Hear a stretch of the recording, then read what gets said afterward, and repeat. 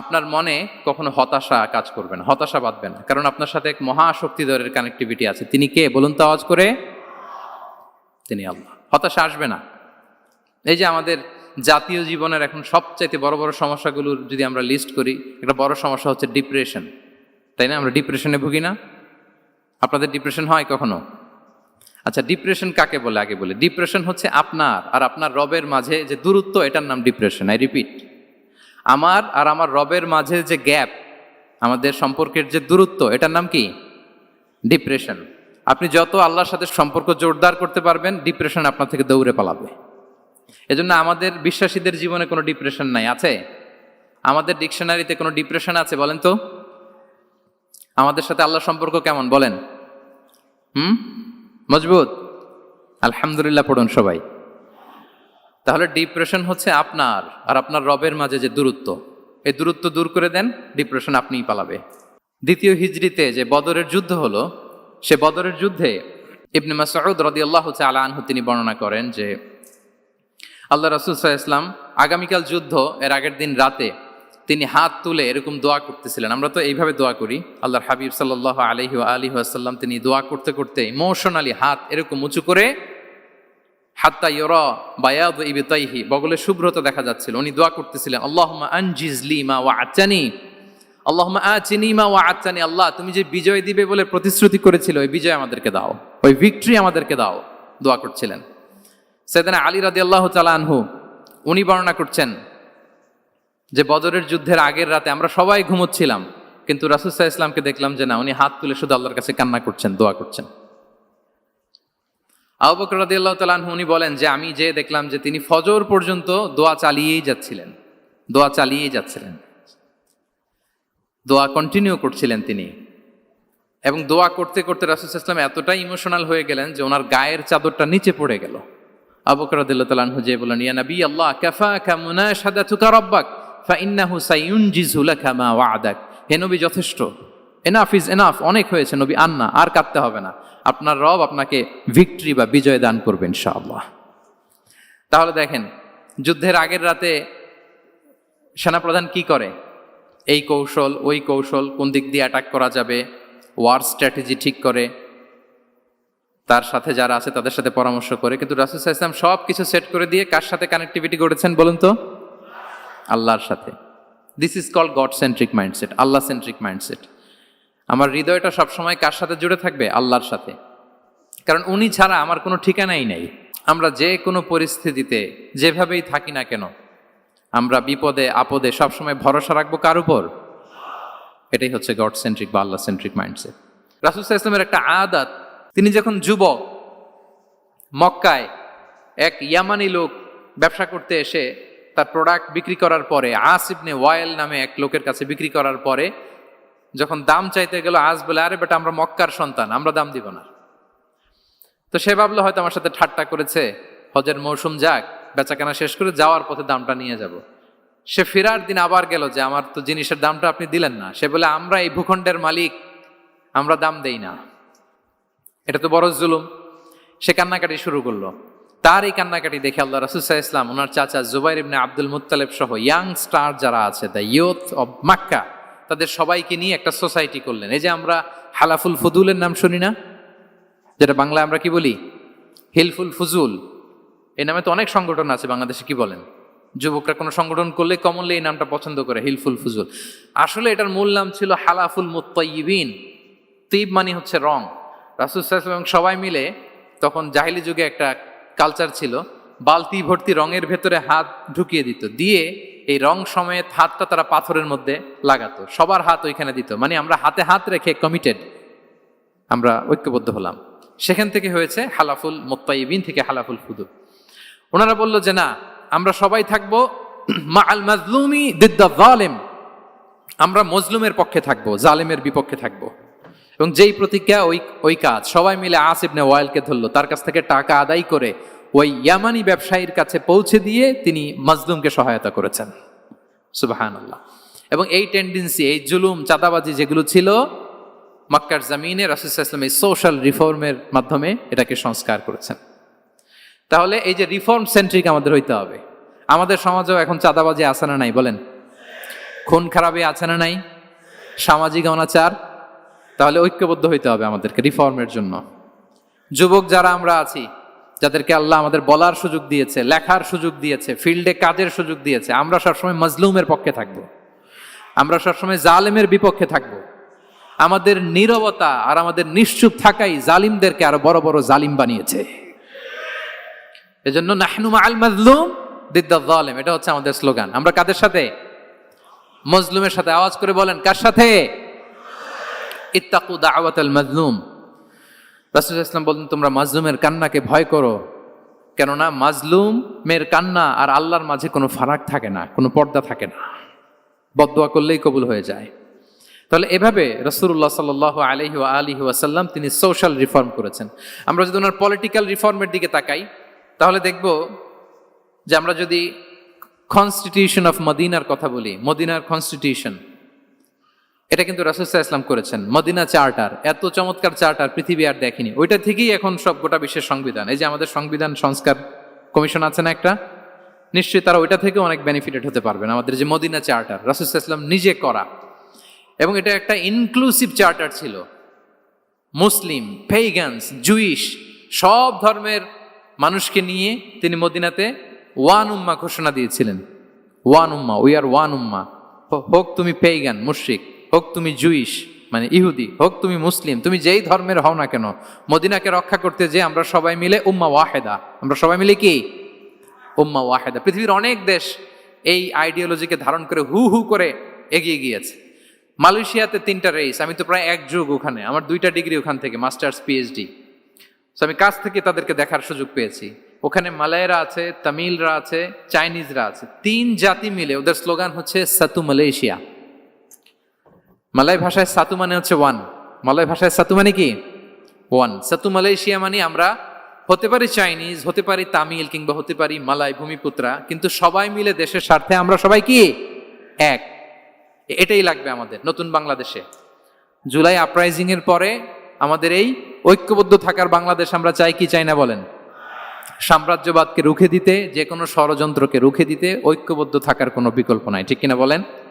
ঐক্যবদ্ধ থাকতে হবে আমাদেরকে, যেটা রাসূলুল্লাহ সাল্লাল্লাহু আলাইহি ওয়া আলিহি ওয়াসাল্লাম মদিনা চার্টারে আমাদেরকে শিখিয়েছেন যে আমরা ওয়ান উম্মাহ। তাহলে খারাপ নাম দেখলে চেঞ্জ করতেন, পলিটিক্যাল রিফর্ম করেছেন ওয়ান উম্মাহ গঠনের মধ্য দিয়ে। ফিনান্সিয়াল রিফর্ম যদি বলি, শুধু financial reforms by prophet Muhammad peace be upon him, এটা নিয়ে লম্বা কথা বলা যেতে পারে। শুধু একটা উদাহরণ দিয়ে শেষ করি। বিদায় হজের ভাষণে উনি সুদকে চিরতরে কবরস্থ করেছেন,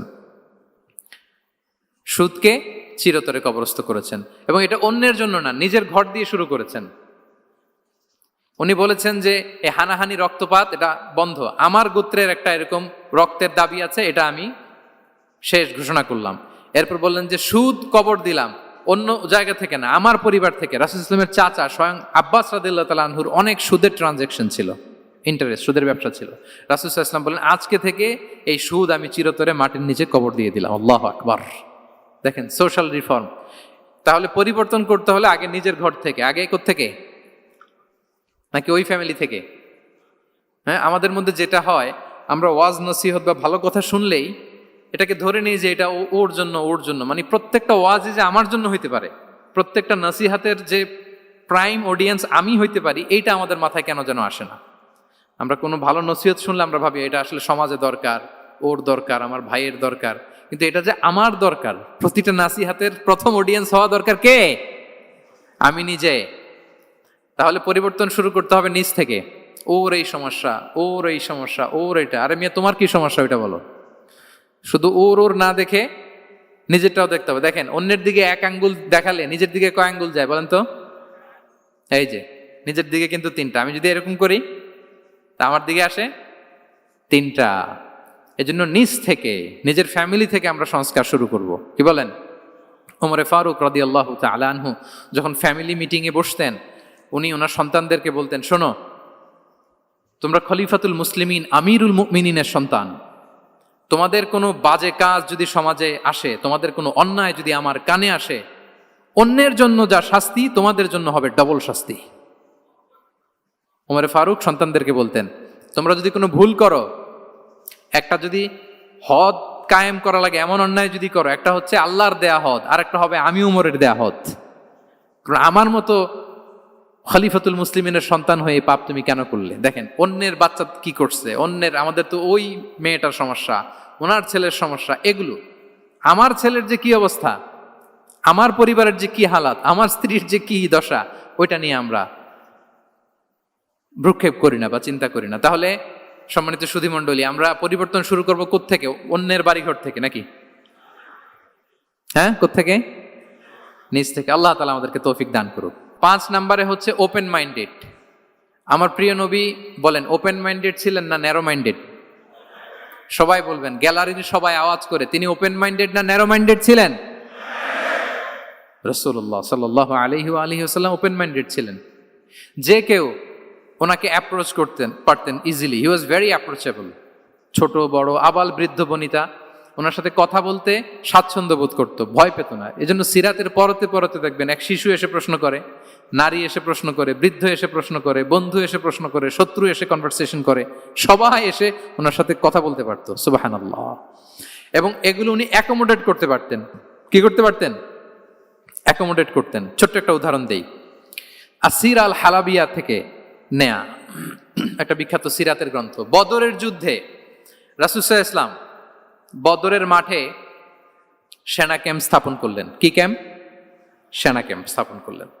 আল হুবাব ইবনুল মুনজির রাদিয়াল্লাহু তাআলা আনহু এক সাহাবী, উনি বললেন, ইয়া রাসূলুল্লাহ, এই যে সেনা শিবির যে এখানে স্থাপন করলেন, এটা কি আপনার নিজের ইচ্ছায় না আল্লাহর আদেশে? দেখেন, সেনাপতিরে কোনো সাধারণ সৈনিক এই প্রশ্ন করতে পারে? করলে চাকরি থাকবে?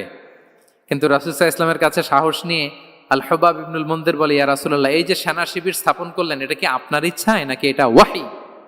রাসূল সাল্লাল্লাহু আলাইহি ওয়াসাল্লাম বললেন, না, এটা ওয়াহী না, এটা ওয়াহী না, বাল হুয়া রায়ু ওয়াল হারবু ওয়াল মাকিদা, না, এটা যুদ্ধের কৌশল হিসেবে আমি করেছি। আল হুবাব ইবনুল মুনজির বললেন, ইয়া রাসূলুল্লাহ, তাহলে সঠিক জায়গায় সেনা ক্যাম্প স্থাপন হয় নাই। রাসূলের দিকে তাকিয়ে বলতেছেন যে আপনি যেখানে করছেন ওখানে ঠিক হয় না ইয়া রাসূলুল্লাহ, আপনি অভয় দিলে আমি বলতে পারি কোথায় ঠিক হবে। রাসূল সাল্লাল্লাহু আলাইহি ওয়াসাল্লাম বললেন, তাই? আমি যেটা করছি এটা ঠিক হয় নাই, তাহলে কোনটা ঠিক বলো? উনি বললেন, ওই যে বদরে একটা কুয়া আছে যেখানে পানির ব্যবস্থা আছে, ওইটার সামনে ব্যারিকেড দিয়ে আমাদের শিবির করতে হবে। তাহলে আমরা বদরের কুয়া থেকে পানি খাইতে পারবো, সারাদিন পানি খাবো, আর কাফিররা যুদ্ধে তো মারা যাবে, পানির অভাবে মারা যাবে। সুবহানাল্লাহ পড়বেন না? রাসূল সাল্লাল্লাহু আলাইহি ওয়াসাল্লাম বললেন, আরে তাই তো, তুমি তো ঠিকই বলেছো, এভাবে তো আমি ভেবে দেখিনি। আবার তিনি অ্যানাউন্স করে দিলেন যে সেনা শিবির এখানে যেই তাঁবু টাঙানো হয়েছে এখান থেকে মুভ করে আল হুবাব যেখানে ইন্ডিকেট করেছে ঠিক ওই জায়গায় যে শিবির স্থাপন করো। তাহলে আওয়াজ করে বলুন, ওপেন মাইন্ডেড না ন্যারো মাইন্ডেড? আমরা অনেক সময় আমাদের অধীনস্থদের কথা শুনতে চাই না। অনেক সময় অধীনস্থদের মাথা থেকেও দারুণ দারুণ দুর্দান্ত আইডিয়া চলে আসতে পারে। ইগনোর করবেন না সব সময়, আপনি দেখবেন যে তার কাছ থেকে ভালো আইডিয়া এসছে কিনা। তাহলে রাসূল সাল্লাল্লাহু আলাইহি ওয়াসাল্লাম এটাকে ইগনোর না করে অ্যাকোমোডেট করলেন। সুবহানাল্লাহ। খন্দক যুদ্ধের কথা যদি দেখি, পরীক্ষা খননের অ্যাডভাইস কে দিয়েছিল? মক্কার কোন লোক? মদিনার? কে দিয়েছিল? সালমান আল ফারিসি। বাড়ি কোথায়? ইরান, পারস্য। হি ওয়াজ পার্সিয়ান বেসিকলি। তাহলে দেখেন, সেই পারস্য থেকে এসে বললেন যে এখানে পরীক্ষা খনন করলে ভালো হয়। 5.5 কিলোমিটার পরীক্ষা খনন করে ফেললেন। 4.5 মিটার প্রশস্ত, 3.5 মিটার হচ্ছে এটার ডেপথ। পুরো মদিনার সবাই মিলে এটা করে ফেললেন। তার মানে আমি সব বুঝি, আমি সব জানি, এই মেন্টালিটি থেকে আমাদের বেড়ে আসতে হবে। এটা হচ্ছে একটা ন্যারো মাইন্ডেড পার্সোনালিটির অধিকারী, যে আমি যেটা বলছি ওইটা, এটার পরে কোনো কথা নেই, এটা ভুল। বরং আমার টিমের মধ্যে থেকে যদি কোনো ভালো অপিনিয়ন আসে সেটা আমি রিভাইজ করব। কি বলেন, পারা যাবে না? তাহলে ওপেন মাইন্ডেড পার্সোনালিটি ছিলেন রাসূলুল্লাহ সাল্লাল্লাহু আলাইহি ওয়াসাল্লাম। 6 নম্বর মাইন্ডসেট হচ্ছে অন্টারপ্রেনাল মাইন্ডসেট। অন্টারপ্রেনাল, এখন তো এটা আপনারা সবাই খুব বেশি শোনেন, অন্টারপ্রেনারশিপ, অন্টারপ্রেনাল। অন্টারপ্রেনাল মাইন্ডসেট আসলে অনেক কিছুর সমন্বয় হয়। 1 নম্বর, যার প্রোঅ্যাক্টিভ অ্যাটিটিউড যাদের থাকে, solution focused, not problem focused. Problem সৃষ্টি হইলে ওইদিকে ফোকাস না করে কিভাবে সলিউশন করা যায় ওইদিকে ফোকাস করতেন। এরপর যে হিউম্যান রিসোর্সের ভালো ম্যানেজ করতে পারে, রিসোর্স কম কিন্তু to take the best out of this resource. অনেকে দেখবেন যে ছোট্ট জিনিসকে অর্গানাইজ করে এত সুন্দর প্রেজেন্টেশন করে, আবার অনেকের অনেক আছে কিন্তু সেটাকে প্রেজেন্ট করতে পারে না, এরকম আছে না নাই? রাসূল সাল্লাল্লাহু আলাইহি ওয়াসাল্লাম অল্প রিসোর্স দিয়ে অনেক বড় কিছু অ্যারেঞ্জ করতে পারতেন। সুবহানাল্লাহ। এবং he was a very good talent hunter. রাসূল সাল্লাল্লাহু আলাইহি ওয়াসাল্লাম একজন চৌকস ট্যালেন্ট হান্টার ছিলেন।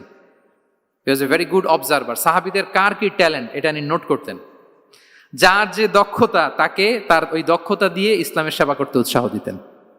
যখনই কোনো প্রতিভাবান সাহাবীকে তিনি দেখেছেন, তিনি ইসলামের জন্য সেই প্রতিভাকে কাজে লাগানোর চেষ্টা করেছেন। একজনকে দিয়ে সবটা করেননি। আমাদের সমাজে এই একটা ভুল ধারণা আছে, আমরা অনেকে একজনের কাছ থেকে সব কামনা করি। একজন সব করতে পারে না, পারে? যারা পারেও কোনোটাই ভালোভাবে পারে না, সব পারে একটু একটু পারে। তো রাসূল সাল্লাল্লাহু আলাইহি ওয়াসাল্লাম ট্যালেন্ট হান্টার ছিলেন, যার যেখানে ট্যালেন্ট তাকে ওই কাজে লাগাতেন। বলেন তো খালিদ বিন ওয়ালিদ রাদিয়াল্লাহু তাআলা আনহুকে আল্লাহ রাসূল সাল্লাল্লাহু আলাইহি ওয়াসাল্লাম কি কাজে লাগিয়েছিলেন? অনেক পরে ইসলাম ধর্ম গ্রহণ করেছেন, কিন্তু যুদ্ধের অভিযানে পাঠিয়েছেন এবং পরবর্তীতে তিনি সেনাপ্রধান হয়েছিলেন মুসলিম ব্যাটালিয়নের। কারণ উনি ওয়ার স্ট্র্যাটেজি জানতেন। ওনার আক্রমণের কারণে তো উহুদের প্রান্তরে মুসলিমরা প্রায় নাস্তানাবুদ হওয়ার অবস্থা, তাই না? অনেক পরে আল্লাহ তাআলা ওনাকে ইসলামের জন্য কবুল করলেন। তাহলে উনি ওয়ার স্ট্র্যাটেজি জানতেন, ফলে রাসূল সাল্লাল্লাহু আলাইহি ওয়াসাল্লাম ওনাকে যুদ্ধের জন্য কাজে লাগিয়েছেন। তাহলে সবাইকে একটা দিলে হবে না, প্যারাসিটামল 3 বেলা সবার জন্য হবে নাকি যার যে রোগ সে অনুযায়ী প্রেসক্রিপশন? খালিদ বিন ওয়ালিদ রাদিয়াল্লাহু তাআলা আনহু তিনি সমরবিদ ছিলেন, রণকৌশলী।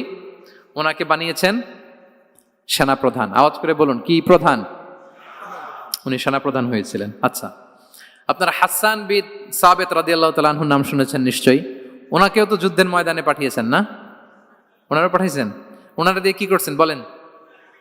কবিতা লিখতেন। ওনার কাব্য প্রতিভা ছিল। উনি বেসিক্যালি যুদ্ধ করতে জানতেন না, এজন্য রাসূল সাল্লাল্লাহু আলাইহি ওয়াসাল্লাম যুদ্ধে ওনাকে পাঠাতেনও না। বিভিন্ন যুদ্ধে ওনাকে না পাঠিয়ে নারীদেরকে, মদিনার নারী শিশু ভালনারেবলস যারা আছে তাদেরকে দেখভাল করার জন্য মদিনায় উনি রেখে যেতেন, কারণ আল্লাহ তাআলা ওনাকে কাব্য প্রতিভা দিয়েছিলেন।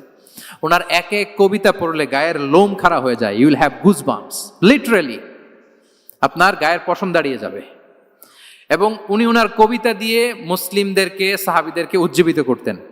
মসজিদে নববীতে আল্লাহ রাসূল সাল্লাল্লাহু আলাইহি ওয়াসাল্লাম ওনার মিম্বারের পাশে শুধু হাসান বিন সাবিত রাদিয়াল্লাহু তাআলা আনহুর জন্য আলাদা একটা মিম্বার বানিয়েছিলেন, যে হাসান তুমি ওখানে উঠে কবিতা লিখে আমার সাহাবাদেরকে উজ্জীবিত করবে জিহাদের জন্য। আল্লাহু আকবার। তাহলে একজনকে সেনাপ্রধান, আরেকজনকে জাতীয় কবি, আরেকজনকে হাসান বিন সাবিত রাদিয়াল্লাহু তাআলা আনহুকে কি বানালেন? জাতীয় কবি বানালেন। আচ্ছা, হুযাইফা ইবনুল ইয়ামান রাদিয়াল্লাহু তাআলা আনহু, ওনার ছিল ডিটেকটিভ মাইন্ড, এজন্য ওনাকে রাসূল সাল্লাল্লাহু আলাইহি ওয়াসাল্লাম মদিনার গোয়েন্দা বিভাগের প্রধান বানিয়েছেন, হেড অফ ডিটেকটিভ ডিভিশন। হুযাইফা ইবনুল ইয়ামান ছিলেন মদিনার কি? হেড অফ ইন্টেলিজেন্স, গোয়েন্দা বিভাগের প্রধান। মুআয ইবনে জাবাল রাদিয়াল্লাহু তাআলা আনহু প্রশাসনিক কাজ খুব ভালো বুঝতেন। মদিনার সবচাইতে বড় সিনিয়র আমলা ছিলেন মদিনা রাষ্ট্রের। মদিনা রাষ্ট্রের সবচাইতে সিনিয়র আমলা মুআয ইবনে জাবাল রাদিয়াল্লাহু তাআলা আনহুকে রাসূল সাল্লাল্লাহু আলাইহি ওয়াসাল্লাম কবিতা লেখার দায়িত্বও দেন নাই, গোয়েন্দাগিরি করতে দেন নাই, ওনাকে ইয়ামানের গভর্নর করে পাঠিয়েছেন। সুবহানাল্লাহ বিহামদি। তাহলে যার যে যোগ্যতা তাকে সেই জায়গায় কাজে লাগানো, এটাকে বলে এন্টারপ্রেনাল মাইন্ডসেট। এটা কি বলে? এন্টারপ্রেনাল মাইন্ডসেট। আল্লাহ হাবিব সাল্লাল্লাহু আলাইহি ওয়াসাল্লামের এই মাইন্ডসেট ছিল। 7 নাম্বার মাইন্ডসেট হচ্ছে কনসিডারেট মাইন্ডসেট। কনসিডারেট মানে হচ্ছে সুবিবেচক, যার বিবেচনা আছে, অথবা যে অন্যের প্রতি সহানুভূতিশীল, উচ্চ বিবেকবোধ সম্পন্ন ব্যক্তিত্ব। রাসূল সাল্লাল্লাহু আলাইহি ওয়াসাল্লাম he was the man of 6 senses. ওনার 6টা সেন্স কাজ করতে একসাথে। কয়টা? আমাদের করে কয়টা? 5টা তো আল্লাহ দিছে, অনেকের 3টাও কাজ করে না। কোন দিক দিয়ে কি হচ্ছে? দিন দুনিয়ায় নাই, সে একেবারে অন্য জগতের মানুষ। কি হচ্ছে চোখ কান খোলা নাই, কিছু জানা নাই। কিন্তু রাসূল সাল্লাল্লাহু আলাইহি ওয়াসাল্লাম he was man of 6 senses. চারদিকে কোথায় কি হচ্ছে, কার একটু অসুবিধা হয়ে যাচ্ছে, কার একটু সমস্যা, খুব অন্যের ব্যথায় ব্যথিত ছিলেন, অন্যের দুঃখে দুঃখী ছিলেন, অন্যের প্রতি সহানুভূতি ছিলেন। ম্যান অফ 6 সেন্সেস ছিলেন তিনি। সিরাত থেকে 2-একটা উদাহরণ দেখেন। একবার রাতের নামাজ, সম্ভবত এশার নামাজ, খুব ছোট্ট করে শেষ করে দিলেন। তো সাহাবারা জিজ্ঞেস করলেন, ইয়া রাসূলুল্লাহ, নামাজ তো এত তাড়াহুড়ো করতে আপনাকে কখনো দেখিনি। তিনি বললেন, আমি নামাজের মাঝখানে এক ছোট্ট বাচ্চার কান্না শুনেছি। আনাস রাদিয়াল্লাহু বর্ণনা করেন যে কানা রাসূলুল্লাহ সাল্লাল্লাহু আলাইহি ওয়াসাল্লাম ইয়াসমাউ বুকা আস-সাবিয়্যি মা উম্মি। আমি যখন নামাজে ইমামতি করছি, পেছনে মহিলাদের কাতারের ওখান থেকে একটা ছোট্ট শিশুর কান্নার আওয়াজ আমার কানে আসলো। দেখেন কি সেন্স। তো আমার মনে হচ্ছিল বাচ্চার কান্নায় পেছনের কাতারে মায়ের বড্ড কষ্ট হচ্ছে, যে মাটা বাচ্চাটাকে নিয়ে এসছে উইমেন প্রেয়ার হলে, তাকে বাচ্চাটাকে ম্যানেজ করতে বা সামলাতে মায়ের বড্ড কষ্ট হয়ে যাচ্ছে আমার মনে হচ্ছে, এজন্য আমি নামাজটা একটু শর্টকাটে শেষ করে দিয়েছি। Could you imagine that? কি নবী আমরা পেয়েছি, কিরকম কনসিডারেট ছিলেন, কতটা সুবিবেচক ছিলেন, অন্যের প্রতি কতটা সহানুভূতিশীল ছিলেন তিনি, অন্যের যাতে কোনো সমস্যা না হয় এটা খেয়াল করতেন। মুআয ইবনে জাবাল রাদিয়াল্লাহু তাআলা আনহুকে মদিনার পাশেই এক মসজিদের ইমাম করে পাঠালেন। উনি ইমামতির দায়িত্ব পেয়ে একবার মাগরিবের নামাজে সূরা বাকারা তেলাওয়াত শুরু করলেন। তো ওনার হয়তো তেলাওয়াত করতে করতে একটা ইমোশন চলে আসছে, উনি তো সুরের ঝংকার দিয়ে তেলাওয়াত করতেছেন। এখন পেছনে যারা মুসল্লি ছিল এরা ছিল সব কৃষিজীবী সাহাবী। এরা কি ছিল? সারা দিন ওট দিয়ে খেজুর গাছে পানি দিয়ে যান যায় কোনো রকম ফরজ পেরে যায় ঘুমাইতে হবে। এই সাহাবীরা যখন পিছনে দাঁড়াইছে আর উনি ধরছে কোন সূরা? সূরাতুল বাকারা। এখন ওনারা তো আর থাকতে পারে না, ওনার সাথে থাকতে না পারে এক সাহাবী নামাজ রেখে দিয়ে ডাইরেক্ট রাসূল সাল্লাল্লাহু আলাইহি ওয়াসাল্লামের কাছে, কারণ বড় হুজুর তো আছে মদিনায়। যে বিচার দিছি ইয়া রাসূলুল্লাহ, দেখেন এমন একজনকে ইমাম করে অ্যাসাইন করেছেন, উনি মাগরিবের সালাতে সূরা বাকারা পড়ে, আর আমরা হচ্ছি কৃষিজীবী শ্রমজীবী সাহাবী, আমাদের তো এত বড় কেরাতের সাথে জয়েন করা সম্ভব না। রাসূল সাল্লাল্লাহু আলাইহি ওয়াসাল্লাম রেগে গেলেন, চেহারাটা আগুনের গোলার মতো লাল হয়ে গেল। মুআয ইবনে জাবাল রাদিয়াল্লাহু তাআলা আনহুকে ডেকে পাঠালেন, ডেকে বললেন, আফাত্তানুন আনতা ইয়া মুআয, আফাত্তান, তুমি কি ফিতনা সৃষ্টি করতেছো? ওখানে পাঠাইছি কমিউনিটির ইউনিটি ধরে রাখার জন্য, তুমি ওখানে যে ফিতনা সৃষ্টি করতেছো। তুমি কি সাব্বিহ ইসমা রাব্বিকাল আ'লা এই সূরা তোমার মুখস্থ নাই? ওয়াদ-দুহা ওয়াল-লাইলি ইযা সাজা এটা পারো না? ওয়াশ-শামসি ওয়া দুহাহা এটা মুখস্থ নাই? তো তুমি কেন এই সূরাগুলো দিয়ে নামাজ পড়াও না? কেন পড়াও না? এরপর তিনি বললেন, যখন ইমামতির সুযোগ পাবে, সুযোগ পেয়ে লম্বা কেরাত ধরো না, ছোট্ট কেরাত দিয়ে নামাজ শেষ করো। কেননা তোমার পেছনে বয়স্করা আছে, মুরব্বীরা আছে, অসুস্থরা আছে। জাল হাজা, তার একটা জরুরি কাজ পড়ছিল, যাচ্ছিল, হঠাৎ মাগরিবের আজান, ভাবলো রাস্তার পাশে যেহেতু আজান দিছে নামাজটা পড়ে নেই। নামাজে ঢুইকা দেখছে আপনি সূরা বাকারা ধরছেন, তো বেচারা কি কাজ করবে না কি করবে? আর তার তো নিয়ত ছিল ফরজ নামাজটা পড়ি যে বাস ধরবো, এখন আপনি ধরছেন কোন সূরা? বাকারা। দেখেন রাসূল সাল্লাল্লাহু আলাইহি ওয়াসাল্লাম বললেন, যখন ইমামতির চান্স পাবে ছোট সূরা পড়বে, আর যখন তুমি একা পড়বে ফালিউতাউবিল মাশা, যত লম্বা করতে মনে চায় করো, রুকু করো লম্বা, সেজদা করো লম্বা, কেরাত করো লম্বা। রাসূল সাল্লাল্লাহু আলাইহি ওয়াসাল্লাম তো রাতে আধা ঘন্টা 40 মিনিট প্রথম রাকাতে কেরাত পড়তেন, এরপরে আবার 40 মিনিট রুকুতে থাকতেন, রুকু থেকে দাঁড়ায় আবার 40 মিনিট, আবার সেজদায় যেয়ে 40 মিনিট, এরপরে সেজদা থেকে 2 সেজদার মাঝখানে আবার 40 মিনিট, 2 রাকাত দিয়ে এরকম রাতও শেষ করে দিছে। তো আপনার লম্বা যদি পড়তে মনে চায়, আপনি তো আপনার ব্যক্তিগত নফল সালাতে এভাবে লম্বা করবেন। কিন্তু আমাদের হয়ে গেছে উল্টা, একাকী নামাজ কোন রকম রুকু সেজদা এরকম হয়ে গেছে না অনেকটা। কিন্তু ইমামতির সুযোগ পেলে মাশাআল্লাহ, আল্লাহু আকবার, এইবার শুরু হয়েছে শাইখ সুদাইসির কণ্ঠে এই লম্বা করে। এখন পেছনে মুসল্লিদের কি দশা ওইটা আর আমরা খেয়াল করি না। আমাদেরকে অন্যের প্রতি সহানুভূতিশীল হতে শিখিয়েছে ইসলাম, কনসিডারেট হতে শিখিয়েছে, সুবিবেচক হতে শিখিয়েছে, যেটা রাসূল সাল্লাল্লাহু আলাইহি ওয়াসাল্লাম করেছেন। এবং রাসূল সাল্লাল্লাহু আলাইহি ওয়াসাল্লাম কোনো কাজে কাউকে পাঠালে ওনার বিখ্যাত সে বাণীটা বলে দিতেন যে ইয়াসসিরু ওয়ালা তুআসসিরু বাশশিরু ওয়ালা তুনাফিরু, সহজ করে উপস্থাপন করো, কঠিন করো না। সুসংবাদ দিও, মানুষকে দিন থেকে ভাগিও না। আমরা মানুষকে ভয় দেখাই, আমরা এত কঠিন করে ইসলামকে উপস্থাপন করি, মানুষ বলে আগে যেটা করতাম ওইটাই ভালো। তো আমরা যেন দিনকে কঠিন না করি, আমাদের কোনো অ্যাটিটিউডের কারণে যেন মানুষ ইসলাম থেকে ভেগে না যায়। আরেকটা উদাহরণ দেখুন, একবার মাগরিবের কিংবা এশার নামাজে রাসূল সাল্লাল্লাহু আলাইহি ওয়াসাল্লাম লম্বা সেজদা দিলেন। এত লম্বা সেজদা তিনি কখনো দেন না। নামাজ শেষে সাহাবারা জিজ্ঞেস করলেন, ইয়া রাসূলুল্লাহ, আপনি কি নামাজের মাঝখানে অসুস্থ হয়ে গেলেন নাকি? অথবা কোরআনের আয়াত নাজিল হলো নাকি, ওহী নাজিল হলো নাকি? রাসূল সাল্লাল্লাহু আলাইহি ওয়াসাল্লাম বললেন, কুল্লু যালিকা লাম ইয়াকুন ওয়ালাকিন নাবনি ইরতাহালানি ওয়া কারিহতু আন উআজ্জিলাহু হাত্তা ইয়াকদিয়া হাজাতাহ। বললেন না, অসুস্থ হই নাই, ওহীও নাজিল হয় নাই। আমি যখন সেজদায় গিয়েছি, আমার 2 ছোট নাতি হাসান হোসেন আমার কাঁধের উপরে চেপে বসেছে। যতক্ষণ না ওরা খেলা শেষ না করে নিচে নেমেছে, আমি সেজদায় লুটিয়েছিলাম, নেমেছে এরপরে মাথা উঠিয়েছি। আমার মাথা উঠানোর কারণে ওদের খেলার একটু ডিস্টার্ব হবে, এজন্য আমি আর সেজদা থেকে মাথা উঠাই নাই। দেখেন, নাতির খেলার যেন ডিস্টার্ব না হয়। পেছনের মহিলা সারির এক বোনের নামাজের সমস্যা হচ্ছে, এগুলো উনি খেয়াল করতেন, ছোট্ট ছোট্ট বিষয়গুলো উনি খেয়াল করতেন। এটাকে বলে কনসিডারেট মাইন্ডসেট। কি বলে? তাহলে আমরা অন্যের প্রতি যেন সহানুভূতিশীল হই, নাকি শুধু নিজেরটাই দেখব? অন্যেরটা দেখার দরকার আছে না নাই বলেন? 8 নাম্বার হচ্ছে ট্রান্সপারেন্সি। ট্রান্সপারেন্সি মানে হচ্ছে স্বচ্ছতা। ওনার জীবনের চাইতে, ওনার বায়োগ্রাফির চাইতে স্বচ্ছ বায়োগ্রাফি আপনি পাবেন না। No public and private divideation. And in the long history of time, no one's life has been recorded more transparently than the life of Prophet Muhammad sallallahu alaihi wasallam. রাসূল সাল্লাল্লাহু আলাইহি ওয়াসাল্লামের চেয়ে বেশি পৃথিবীতে এমন সেকেন্ড কোনো পার্সন আপনি দেখাতে পারবেন না যার জীবনে সবকিছু রেকর্ডেড। সবকিছু রেকর্ডেড। এরকম আছে? ঘরে কি করেছেন, বাইরে কি করেছেন, স্ত্রীর সাথে কি করেছেন, বন্ধুর সাথে কি করেছেন, সাহাবাদের সাথে কি করেছেন, শত্রুর সাথে কি করেছেন, অল আর রেকর্ডেড। সব এন্ড ক্রিস্টাল ক্লিয়ার, একেবারে স্বচ্ছ পানির মতো, স্ফটিক কাচের মতো ক্লিয়ার, ট্রান্সপারেন্ট। ওনার সব কাজে উনি স্বচ্ছতা বজায় রাখতে চাইতেন। কতটা স্বচ্ছ ছিলেন একটা মজার ঘটনা শোনায় আপনাদেরকে। সহিহ বুখারীতে এসছে, রমাদানের শেষ 10 দিন, দ্য লাস্ট 10 days অফ রমাদানে তিনি ইতিকাফ করতেন। তো ইতিকাফ অবস্থায় স্ত্রীরা এসে রাতে দেখা করে যেত, জরুরি কথা আলাপ থাকলে সেরে যেত। একবার রাতে সফিয়া বিনতে হুয়াই ইবনে আখতাব রাদিয়াল্লাহু তাআলা আনহা আসলেন, ওনার স্ত্রী। কথা হলো, এবার ওনাকে একটু এগিয়ে দিবেন। মসজিদ থেকে রাসূল ইসলাম বারান্দার দিকে পাশ দিয়ে আসলেন এগিয়ে দেওয়ার জন্য। ইন দ্য মিন টাইম হঠাৎ 2জন আনসারি সাহাবী পাশ দিয়ে হেঁটে যাচ্ছেন।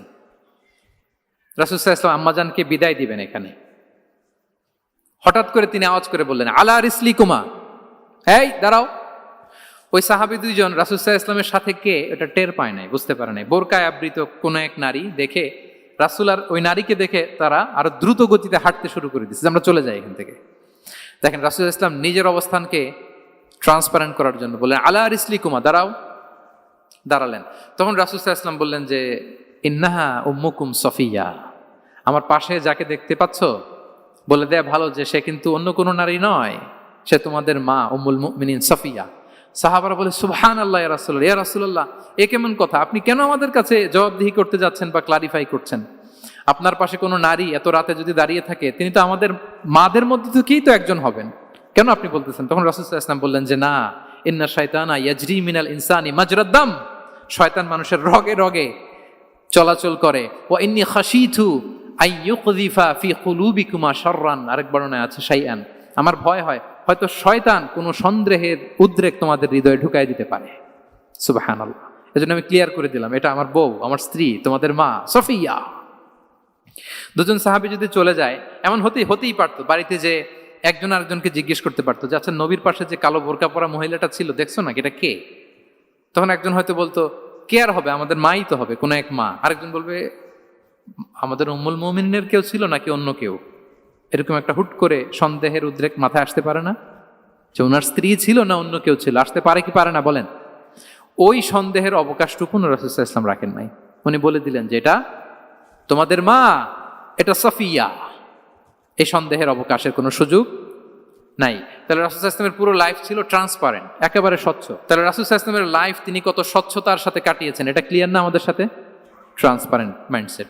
9 নাম্বার হচ্ছে অ্যাপ্রিসিয়েটিভ, অর্থাৎ অন্যের প্রশংসা করা। আমরা অনেক সময় অন্য কেউ ভালো কাজ করলে অ্যাপ্রিসিয়েট করতে চাই না, আমরা গুণমুগ্ধ হই কিন্তু গুণগ্রাহী হতে চাই না, অন্যরে ক্রেডিট দিতে চাই না, তার ভালো কাজে স্বীকৃতি দিতে চাই না। হয়তো আমার দলের লোক না, বা আমার চিন্তার লোক না, বা আমার সার্কেলের লোক না, তার প্রশংসা করতে চাই না, তার গুণগ্রাহী হতে চাই না। এরকম মেন্টালিটি আমরা অনেকে ক্যারি করি না? রাসূল সাল্লাল্লাহু আলাইহি ওয়াসাল্লাম এটা করেননি। ভালো কিছু দেখলে মুসলিম হোক অমুসলিম হোক অ্যাপ্রিসিয়েট করতেন। Basically he develop the culture of appreciation. এটা আমাদের করতে হবে। আপনার ছেলে ভালো কিছু করেছে, অ্যাপ্রিসিয়েট করেন, ও কনফিডেন্স ফিরে পাবে। আপনার স্ত্রী ভালো রান্না করেছে, অ্যাপ্রিসিয়েট করেন, সে আনন্দিত হবে। আপনার বন্ধু ভালো কিছু একটা করেছে, তাকে ইন্সপায়ার করেন, অ্যাপ্রিসিয়েট করেন।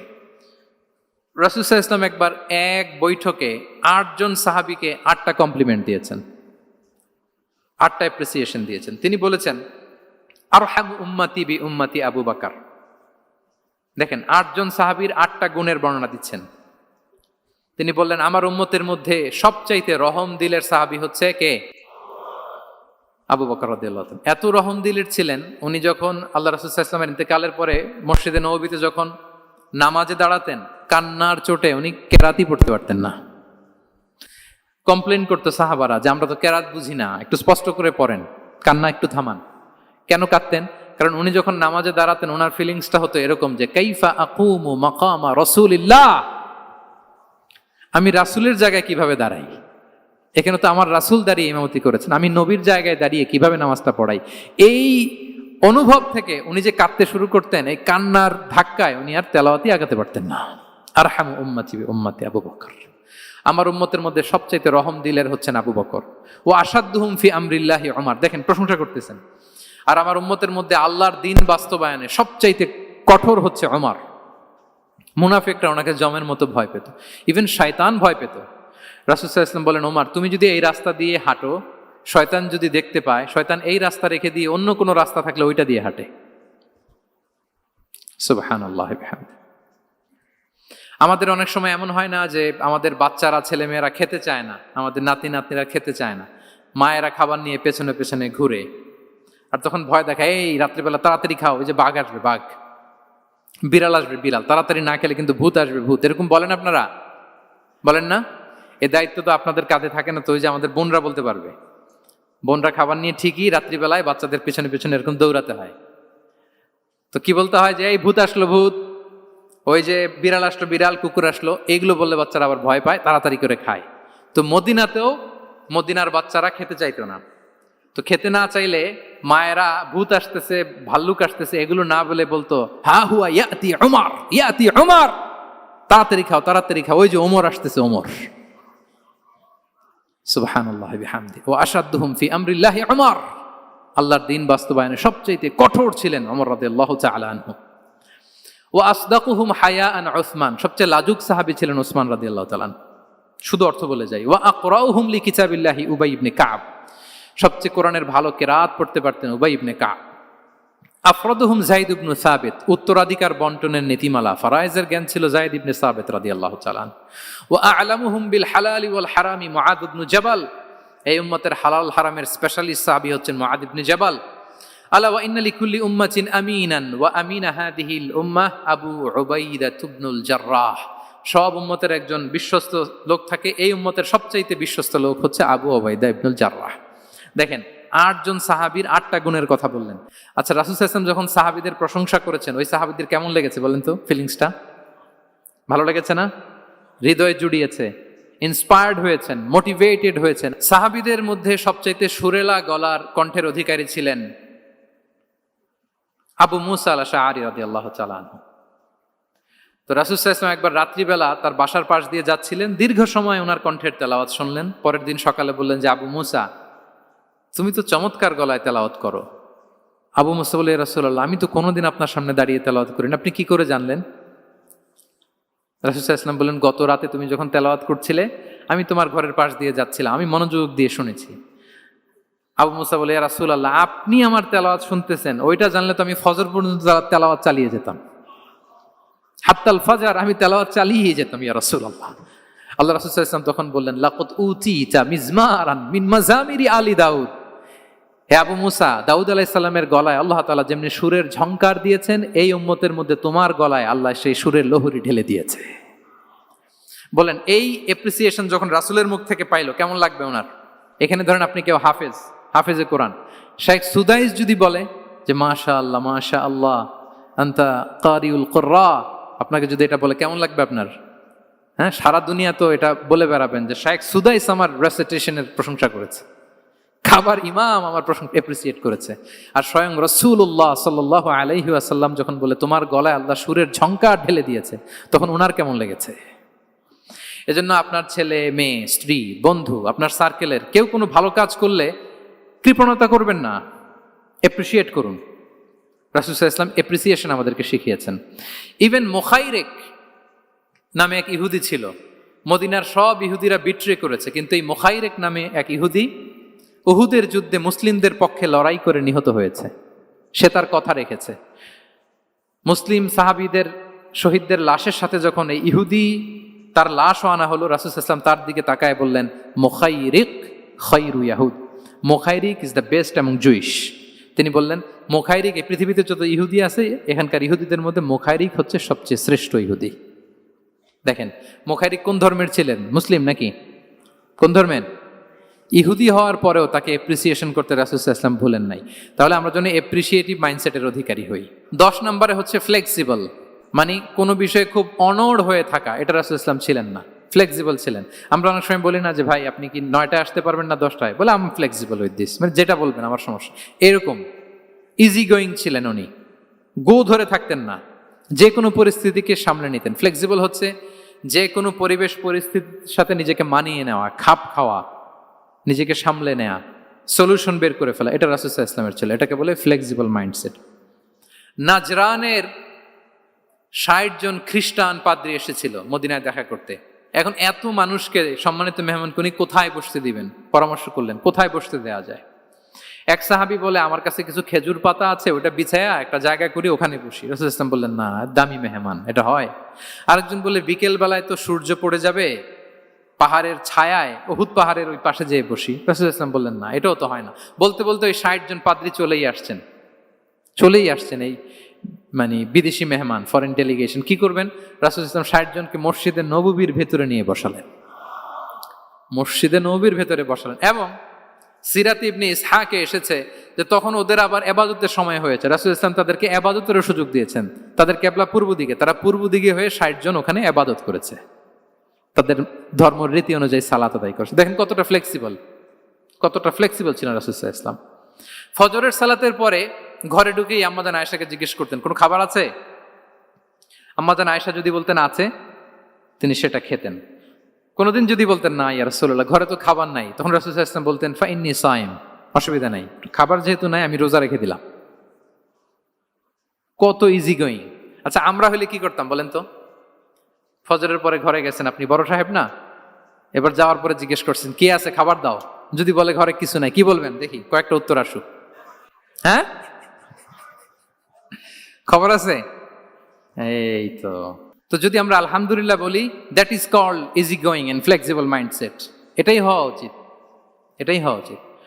খাবার থাকলে খেতেন, না থাকলে বলতেন okay I am fasting, it's not a big deal, ফা ইন্নী সাইম, যেহেতু নাই কি আর করবো, আমি রোজা রেখে দিলাম। এরকম ইজি গোয়িং ছিলেন। দেখেন his life was so simple but so special.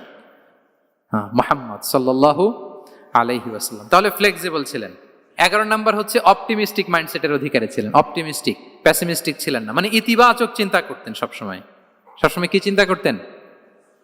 আপনি আজকের এই হলরুমের কিছু ভুল ধরতে পারবেন না, যদি বলে যে কয়েকটা ভুল ধরেন, বলবেন যে এই সমস্যা, সাউন্ডের সমস্যা, ওইদিকে এটা নাই, ওইদিকে এটা নাই, এটা হচ্ছে ভুল। আপনি প্যাসিমিস্টিকটা ধরলেন। এবার যদি বলা হয় আজকের এই প্রোগ্রামের কয়েকটা পজিটিভ দিক বলেন, তখন আপনি কিন্তু কয়েকটা পয়েন্ট বের করতে পারবেন যে এটা ছিল একটা ইতিবাচক দিক, এই প্রোগ্রামের এটা ছিল একটা পজিটিভ দিক। তো রাসূল সাল্লাল্লাহু আলাইহি ওয়াসাল্লাম ওই পজিটিভ দিকগুলোতে ফোকাস করতেন।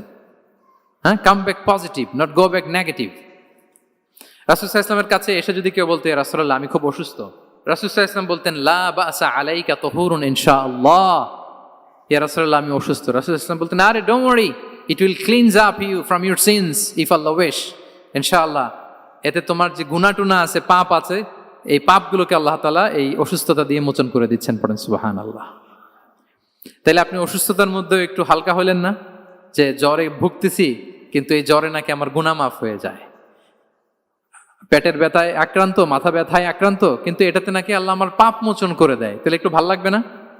তাহলে দেখেন একটা কঠিন পরিবেশকে রাসূল সাল্লাল্লাহু আলাইহি ওয়াসাল্লাম সহজ করতেন। অসুস্থ শুনলেই লা বাস তুহুরুন ইনশাআল্লাহ, আর কিছু হবে না, আল্লাহ তোমার গুনাহ মাফ করে দিচ্ছে। অসুস্থ ব্যক্তি দেখলেই মাথায় হাত দিয়ে দোয়া করতেন আল্লাহুম্মা রাব্বান নাস আযহিবিল বাস ইশফি আনতাশ শাফি লা শিফাআ ইল্লা শিফাউক শিফাআন লা ইউগাদিরু সাকামা। উজ্জীবিত হয়ে যেত অসুস্থ ব্যক্তি। আমরা কি করি? কাউকে অসুস্থ দেখলে, রোগাক্রান্ত দেখলে, ওই রোগে সবচাইতে কষ্ট পেয়ে যে মারা গেছে তার ঘটনা বলা শুরু করি, যে হায় রে ভাই আপনার ক্যান্সার, আমার এক খালা ছিল ক্যান্সারের 4th স্টেজে চলে গেছিল, 14টা কেমো দেয়া লাগছে, এই যে ফিরিস্তি একেবারে ওনার দাফন কাফন পর্যন্ত। এখন বলেন ওই লোক যাও সুস্থ ছিল, এখন আর সুস্থ থাকবে? কথা বলেন, থাকবে? একটা দিব্যি সুস্থ মানুষকে যদি আপনি বলেন ভাই আপনাকে দেখতে কেমন যেন একটু রোগা রোগা লাগতেছে, অসুস্থ নাকি? এরপরে প্ল্যান করে ধরেন আপনি বললেন, উনি আবার ওদিকে যাওয়ার পরে আরেকজনকে প্ল্যান করে বলতে বললেন, ও বললো ভাই ব্যাপার কি, চেহারাটা কেমন শুকনা শুকনা। এরকম 5 জন বলার পরে ওই বিকেলে কাঁথা গায়ে দিয়ে শুয়ে ফেলবে বিছানায়। তো আপনি অসুস্থ এমনি বানাই ফেলছেন। কিন্তু রাসূলুল্লাহ সাল্লাল্লাহু আলাইহি ওয়া আলিহি ওয়াসাল্লাম উনি বলতেন লা লা বাসা আলাইক তাহুরুন ইনশাআল্লাহ, আরে সুস্থ হয়ে যাবা। এজন্য দেখতে গেলে আপনি উৎসাহিত করবেন, বলবেন আরে ভাই আপনারা তো খুব সুস্থ লাগতেছে। কে বলছে আপনি অসুস্থ? অসুস্থতার কোনো ছোঁয়াই তো আপনার মধ্যে নাই। হ্যাঁ, you are looking very fine, চমৎকার লাগতেছে আপনার, কে বলছে? তো ভালো হয়ে যাচ্ছেন। এটা বললে উনি আশা পায়। আর আপনি যদি ওই রোগে সবচেয়ে কষ্ট পেয়ে যে মারা গেল, এই ঘটনা যদি ওনারে শোনান, উনি বাঁচবে বলেন? তাহলে আমরা মানুষকে উৎসাহিত করব, অপটিমিস্টিক হব, প্যাসিমিস্টিক হব না। এবার বলুন, হুনাইনের যুদ্ধে, কুইজ, হুনাইনের যুদ্ধ কত হিজরিতে হয়েছিল? অষ্টম। হ্যাঁ, মাত্র 2-4 জন বলতেছে। আমাদের ওই যে হাসানা ফাউন্ডেশনের একটা সিরা অলিম্পিয়াড চলতেছে, এটাতে অংশগ্রহণ করতে হবে আপনাদের। আমরা প্রতিদিন একটা করে কুইজ জানান দিচ্ছি মানুষদেরকে, একেবারে সব মুখস্থ হয়ে যাবে ইনশাআল্লাহ।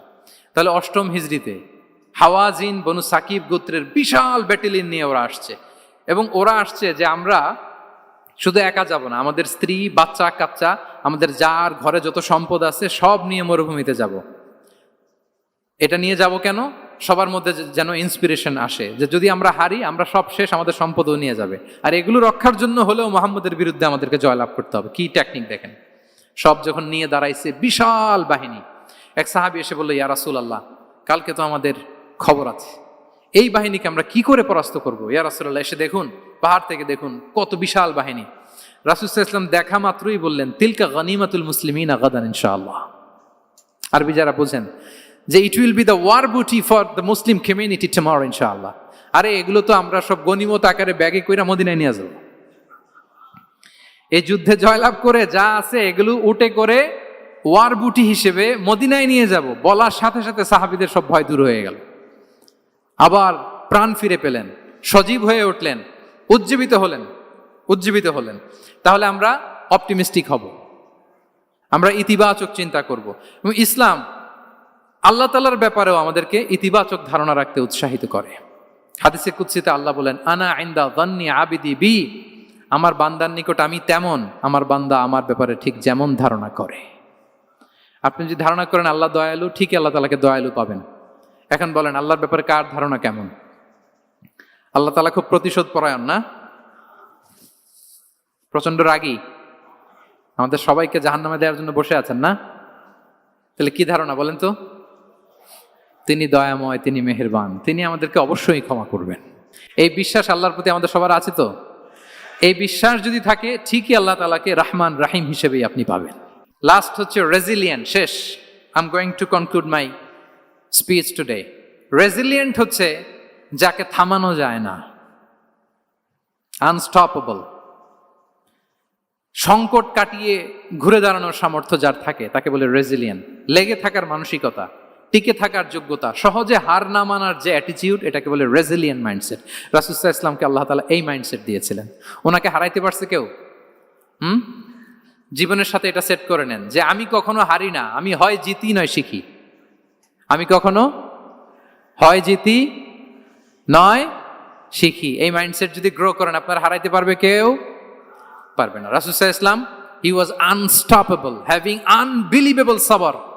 ধৈর্যের পাহাড় নিয়ে, আনস্টপেবল অ্যাটিটিউড নিয়ে তিনি শুধু সামনে গিয়েছেন, পেছনে যান নাই কখনো। সীমাহীন কষ্ট আর সংগ্রামের মধ্য দিয়ে গিয়েছেন, থামাতে পারে নাই ওনাকে কেউ পারে নাই।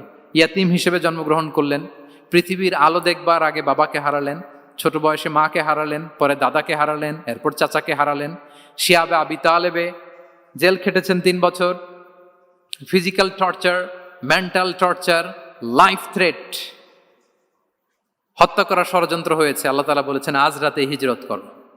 ব্ল্যাক ম্যাজিক করা হয়েছে। লাবিদ ইবনুল আ'সাম, এক ইহুদিদের মিত্র, ওনাকে ব্ল্যাক ম্যাজিক করেছে। মারার জন্য খাদ্যে বিষ মিশিয়ে দেওয়া হয়েছিল। বাজুর মাংস, খাসির বাজুর মাংস পছন্দ করতেন।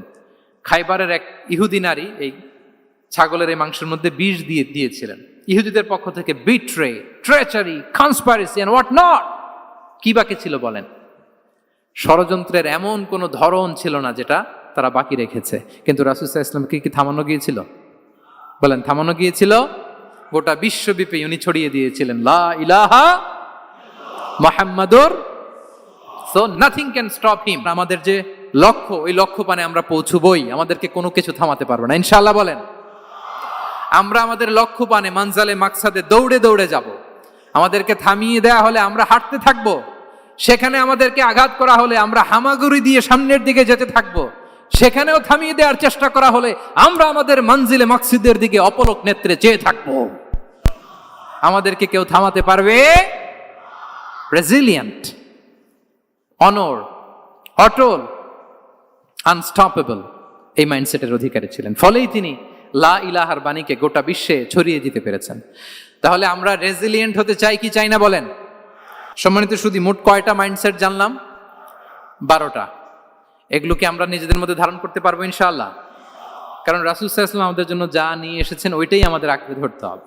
যেটা বারণ করেছেন ওইটা থেকে আমাদের দূরে থাকতে হবে। যে আয়াত দিয়ে শুরু করেছিলাম সূরা হাশরে, রমা আতাকুমুর রাসূলু ফাখুযুহু ওয়া মা নাহাকুম আনহু ফানতাহু। নবী যা এনেছে ধরো, নবী যা বারণ করেছে সেগুলো ছেড়ে দাও। আমরা আল্লাহ তাআলার কাছে কামনা করি আমার নবী ওনার যে থট প্রসেসকে ডেভেলপ করেছেন, ওনার যে অ্যাপ্রোচ এন্ড মাইন্ডসেটকে ডেভেলপ করেছেন, আমরাও যেন আমাদের মাইন্ডসেটকে ঠিক ওইভাবে করতে পারি। আমাদের রাসূল সাল্লাল্লাহু আলাইহি ওয়াসাল্লাম যেভাবে চিন্তা করতেন, আমাদের ভাবনা এবং চিন্তার আঙ্গিনাও যেন ঠিক সেই রকম হয়। আমরা সবাই পড়ি আমিন। তার মাইন্ডসেট হবে আমাদের মাইন্ডসেট। কি বলেন? পারা যাবে তো ইনশাআল্লাহ? এই মাইন্ডসেট দিয়ে যদি আমরা আমাদের মাইন্ডসেটকে সাজাতে পারি, আমাদের সফলতা দুনিয়া এবং আখিরাতে কেউ ঠেকাতে পারবে। আল্লাহ তাআলা আমাদের সবাইকে কথাগুলো বোঝার ও আমল করার তৌফিক দান করুক। হাযা মা ইনদি ওয়াল ইলমু ইনদাল্লাহি আলাইহি তাওয়াক্কালতু ওয়া ইলাইহি উনীব। আসসালামু আলাইকুম ওয়া রাহমাতুল্লাহি তাআলা ওয়া বারাকাতুহু।